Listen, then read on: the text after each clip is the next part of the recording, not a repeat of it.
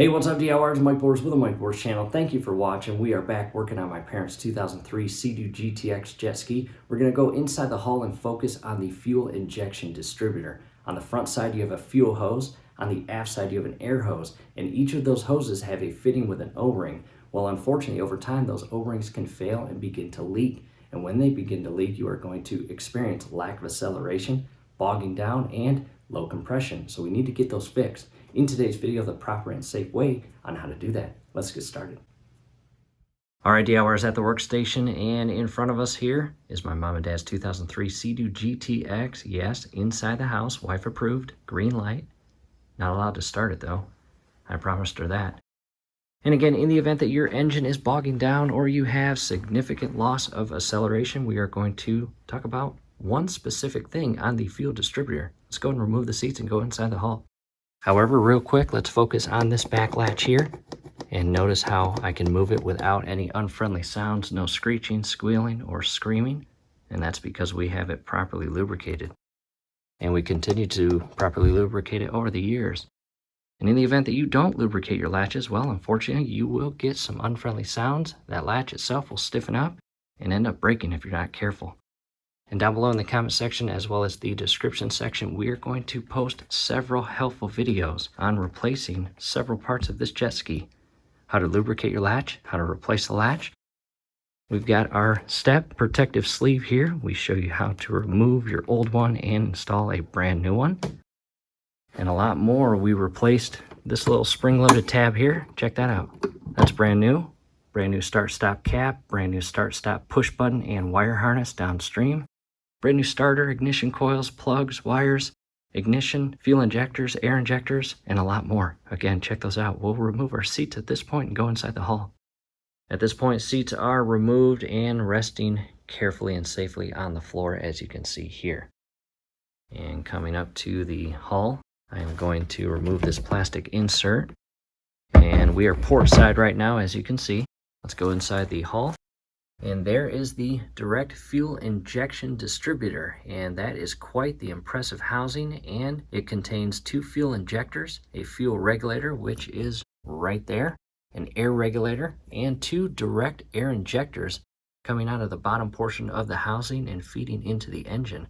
And on the back side of that black housing are additional lines. However, we are here to direct our attention to the fuel lines that feed into the housing or distributor itself. And each of these little fittings inside here have an O-ring. And DIYers, in the event that you have lack of acceleration on your engine or it continues to bog down and you have replaced everything, well, it might be a dry rotted and faulty O-ring that has given way and created a leak in this section right here. Again, you've got an O-ring here and the additional line on the back side. Let me give you a closer view of it.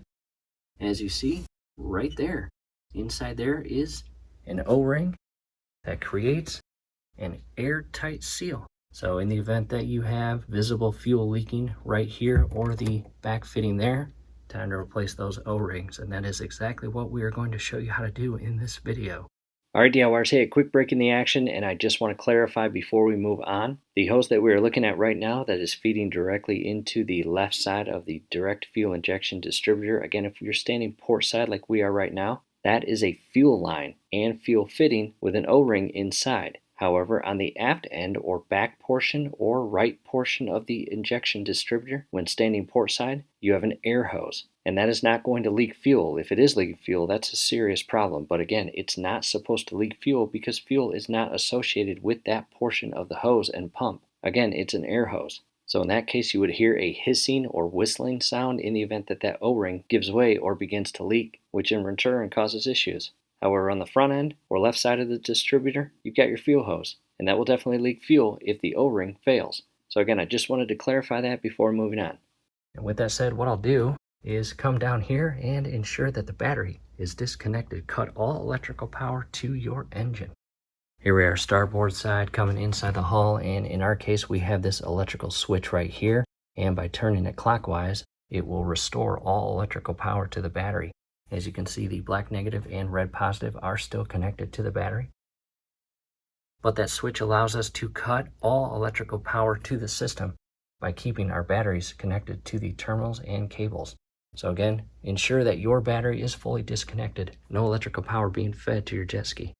All right, DIYers, we're back, positioned kind of port side, looking at the fuel injection distributor on top of the engine. And for safety purposes, I am going to remove the electrical connections for the fuel injectors as well as the spark plug boots.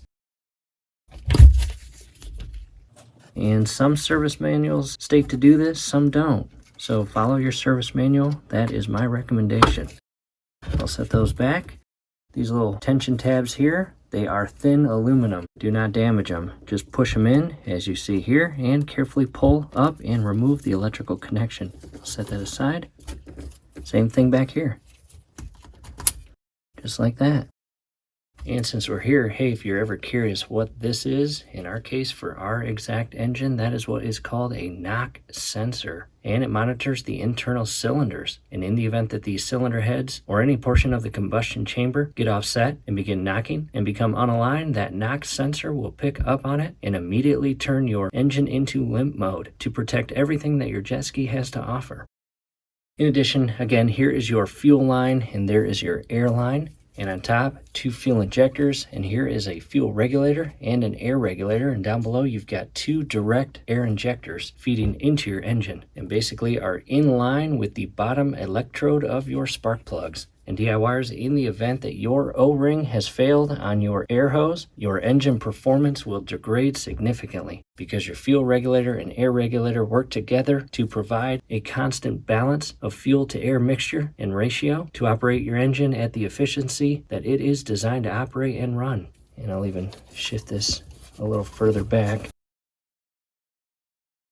Coming back outside of the hull again, port side, and DIYers, you don't actually have to remove your center seat brace. However, for your convenience, for better views and camera angles and lighting, I'm going to remove this. In our case, 4 10mm bolts.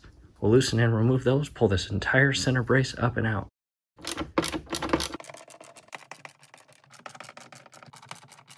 And real quick, in the event that you choose to remove your center seat brace, again, you don't have to, but if you choose to, this piece, in most cases, has just a little bit of friendly adhesive there. Go ahead and carefully separate the two. We'll remove that as well as that whole ductwork.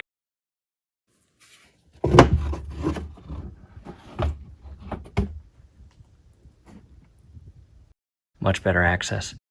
In the meantime, there is where the 2 parts that we just removed will sit. Now to a closer view. And again, the right side of our fuel injection distributor, we've got an air hose feeding down to our air pump down there. And we've got a bolt here and a plate that secures the fitting. And we need to go get the proper socket and ratchet. And here it is, our Craftsman 42-piece set my mom and dad got me for Christmas. This is awesome. And in our case, we need to grab the 5 right there, as you see. And that is a 3/8 connection. We'll grab our ratchet, head back inside the hull, and get that bolt removed.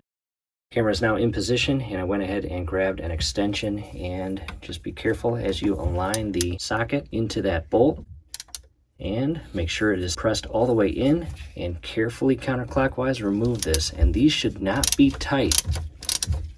As you saw there, it loosens very easily and quickly.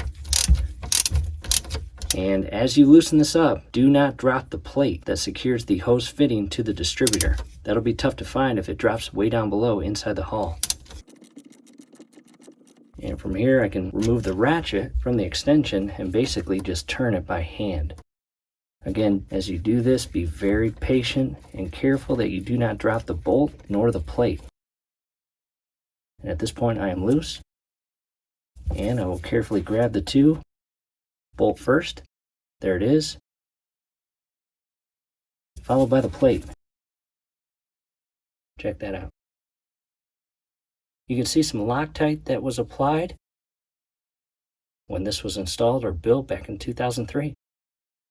Now, just in case it leaks, I am going to apply some paper towel right below where the hose feeds into the distributor. And from here, I'm going to support or press on the right side of the distributor as I simultaneously pull the air hose out of the fitting or rail here. And again, be careful. There we go. And there is the O-ring right there. And nothing coming out yet, which is good. Next, I grab my little pick tool.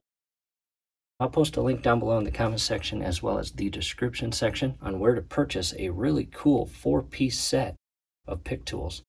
And all I'm going to do now is, ever so carefully without scratching or gouging the fitting itself, is kind of grab a hold of that O-ring as shown here and sink that pick tool in, lock it in place, and basically pull that O-ring up and off as shown here. There it is. Notice the color, it is not black. This O-ring is specifically designed to take on extreme chemicals such as fuel, oil, and more. From here, I'll just grab some paper towel and carefully clean the fitting itself. And really focus on that groove that the O-ring rests in. You want that as clean as possible. In addition, you really want every aspect of the mating fitting to be clean, as well as the hole to be clean and clear as you see here. Look at that. Nothing inside obstructing the air passageway through the hose. Making our way around the jet ski. Hey, if you're into skateboarding, definitely check out the links below. We'll show you how to build your own custom logo skateboard and mount them on the wall. And I'm going to use the 2-stroke Mercury Marine Engine Oil Synthetic Blend to lubricate the new O-ring. And on the right hand side, there's the O-ring we just removed, and on the left hand side, there's the brand new O-ring. You can see just a slight size difference. Again, the one on the right is 20 years old, so obviously it has expanded. And here's the part number. And above that, there's the part number for the opposite end fuel line fitting O-ring. And here is our fuel schematic, and feeding out the top portion of the engine to our distributor. Number 56 is the O-ring we are replacing at this moment, and then 58 right there is again the opposite end fuel line fitting O-ring. But again, we're focused on the air hose O-ring at this point. At this point, I've got the camera set back, and again, here is the 20-year-old original O-ring, probably original from the factory. Honestly, not in that bad of condition. And again, here is the brand new one. There's the part number. We'll go ahead and open this. And before we install it on the air hose fitting, we are going to lubricate it. And again, just a slight size difference in the two, as you see. Again, the 20-year-old is stretched out. There it is. Set that aside. Next to the Premium Plus 2-stroke oil that I just showed you with the cap on tight. Obviously, I'll tip it upside down and then back upright. And I will use the oil that attached itself to the inner side of the cap. And again, I'm just going to lubricate this. And then what we'll do is head back inside the hull to the fitting and get this installed. Back inside the hull, and I am going to carefully clean out the insert and get as much dirt and grime out of the mating surface as I possibly can. However, be careful, you don't want any of this paper towel to break free and get stuck inside your fuel rail. That would not be good. Back with the O-ring, and I've got it properly lubricated, and the way to do this is angle it in a way where the O-ring goes in one side of the insert, and pinch it with your thumb and carefully insert it on as shown here. Sorry I'm getting in your way. And push it on again until it is flush all the way around inside the manufactured cut as shown here. And from here, I'll apply some more oil only to the O-ring section, not the tip. Again, just the oil to the O-ring.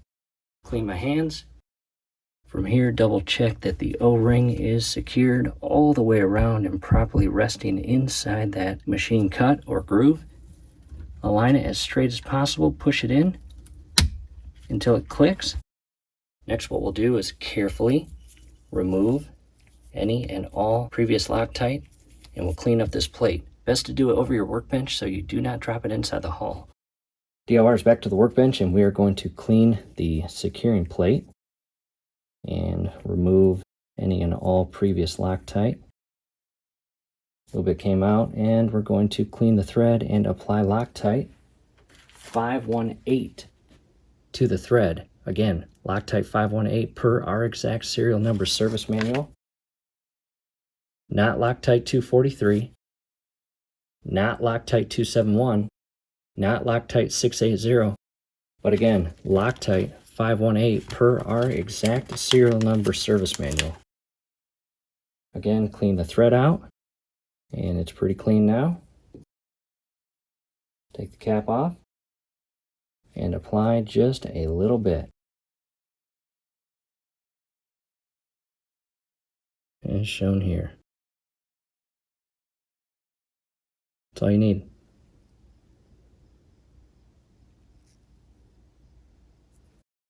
Cap your Loctite off, and I'll rest the bolt like that, and we'll head back to the hull.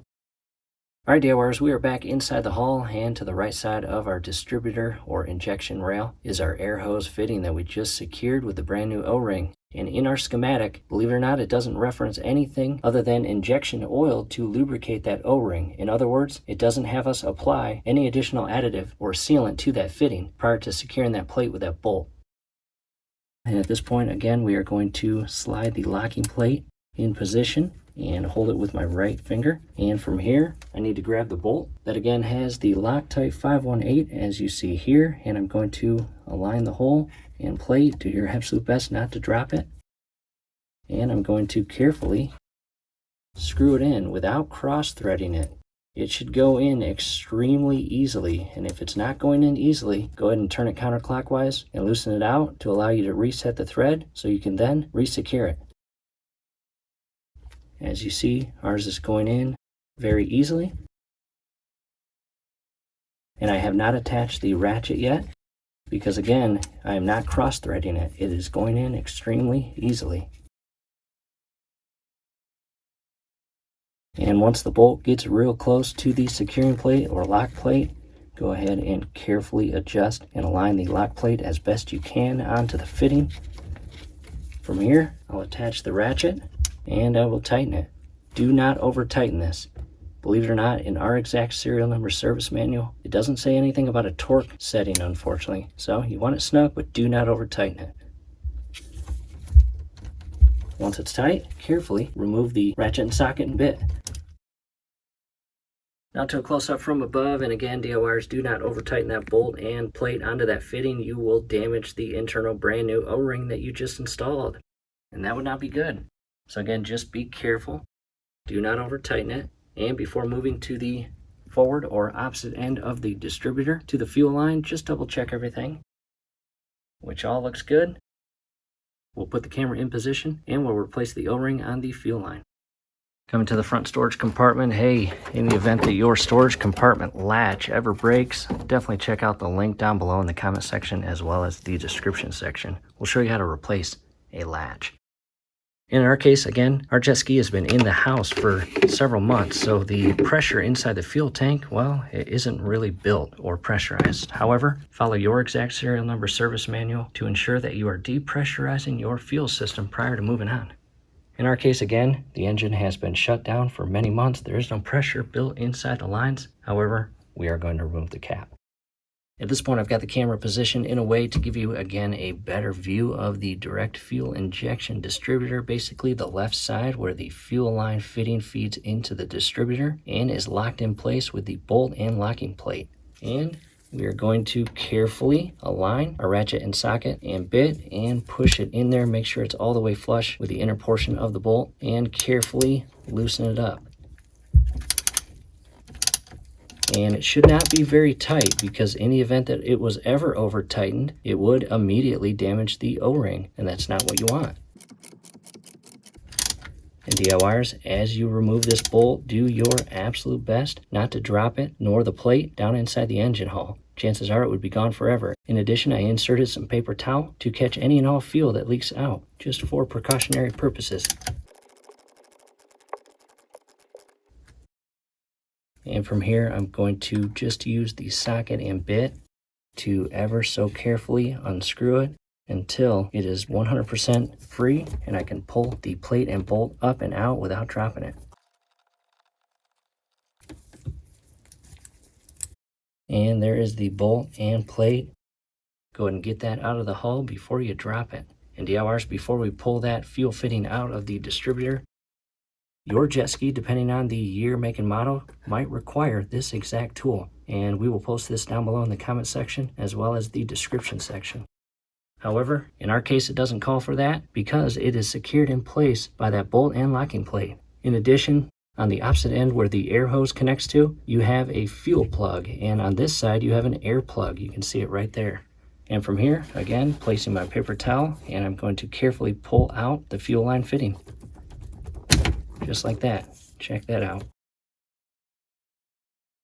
Not leaking any fuel because in previous videos and projects, we basically drained not only the pressure inside the fuel system, but the pressure and fuel inside this distributor by replacing both of the below air injectors and fuel injectors, as well as fuel regulator and air regulator. And check that out. Not bad. A little dirty right there. And to the pick tool, ever so carefully without scratching or damaging any portion of this fitting.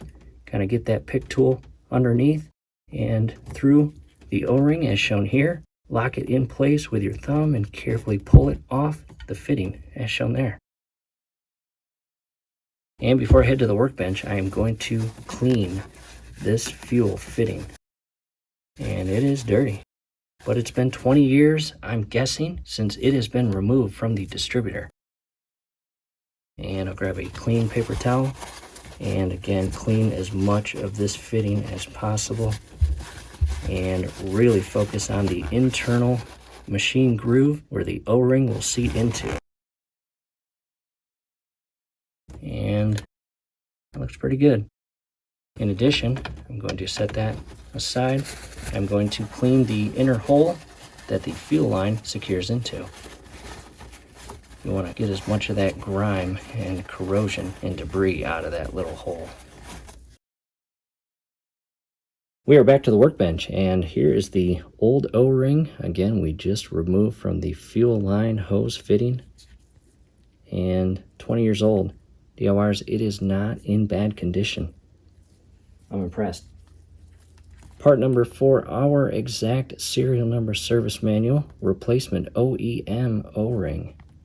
There it is. We'll go and open this and remove it from the packaging. And there it is, brand new. And I want to compare the two. Brand new one on the left-hand side, old one on the right-hand side. And boy, they are very similar in size. However, you can see the original one on the right-hand side that's 20 years old is just ever so slightly larger.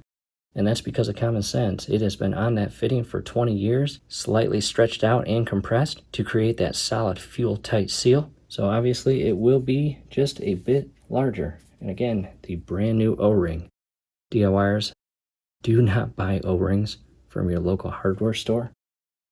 And I say that because in the event that you make the mistake of installing an O-ring that is not specifically designed to take on extreme chemicals such as fuel and oil, chances are that black O-ring will only last maybe a few months or one season, and then you'll be right back to replacing it, which is not what you want. And I believe this is Viton and can take on and withstand fuel and oil all day long. However, back to the cap that the oil is on. And again, all I'm going to do is lubricate this O-ring and I'll set it inside the cap. And what we'll do is head back to the inner hull of the jet ski and get that O-ring installed on that fitting. Back inside the hull, and be very careful that you do not drop this. What I like to do, just like the air hose O-ring, I'm going to place it inside the groove and I'm going to pinch it and hold it in place with one thumb as I carefully feed the remaining portion of the O-ring onto the fitting. And it is not easy. However, once you get it on, ensure that the entire O-ring is properly seated inside that groove. And I'll grab some more injection grease and lubricate this fitting. And just like the air hose, our exact serial number service manual does not call for any additional sealant or lubricant to be added to this fitting prior to install. Double check your manual, yours might. And if all looks good, I'm going to carefully align it, and you want this going in as straight as possible and carefully push in with some friendly pressure until it clicks and is locked in place.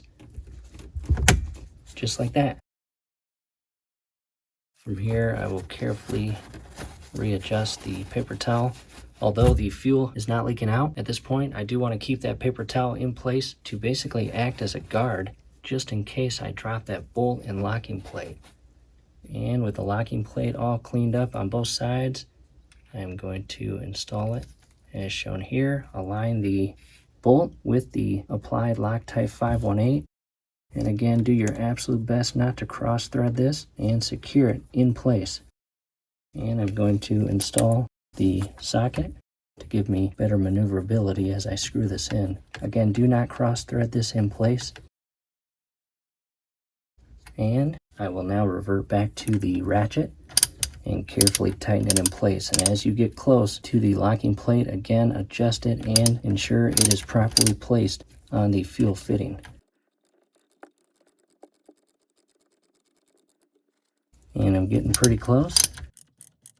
Again, do not over tighten this bolt. You will damage the brand new installed O-ring. And from here, I want to push that locking plate forward and onto the fitting so it creates a solid connection to that fitting.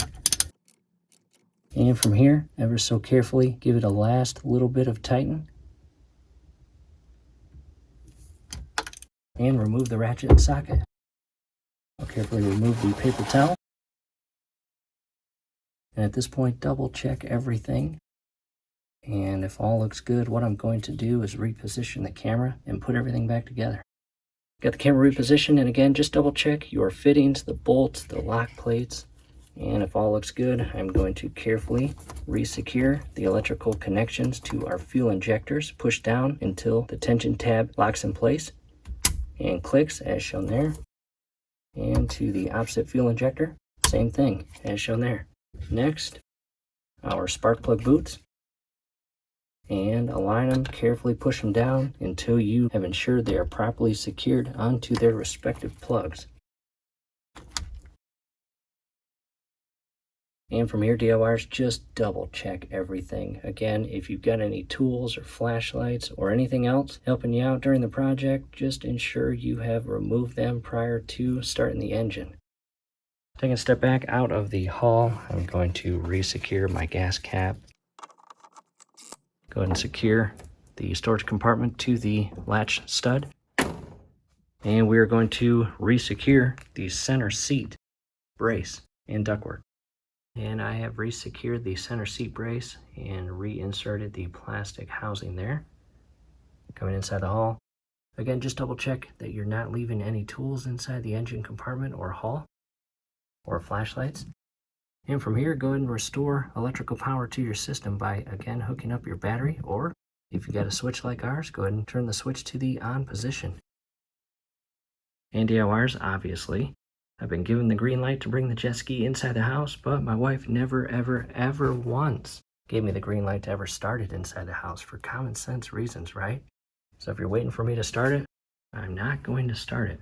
However, from here, go ahead and carefully connect your desk key to the desk post here, and your electrical system should prime the fuel injection system. You will hear that turn on. It makes kind of a humming noise, and again, it is pressurizing the injection distributor and system. And from here, just check for leaks. And if you've got fuel leaking from here, or you hear any hissing in the back where the air hose connects to, well, you need to carefully remove the bolts and plate and reposition your O-rings accordingly and resecure everything to, again, create that fuel-tight seal and airtight seal. And go and start your engine on a trailer, obviously, or on a stand with the garden hose hooked up to it. And once the engine starts, the PSI within the fuel system jumps dramatically. And check for leaks. If all looks well, go ahead and turn the engine off after maybe about 5 minutes of running and secure the seats. And that completes the project.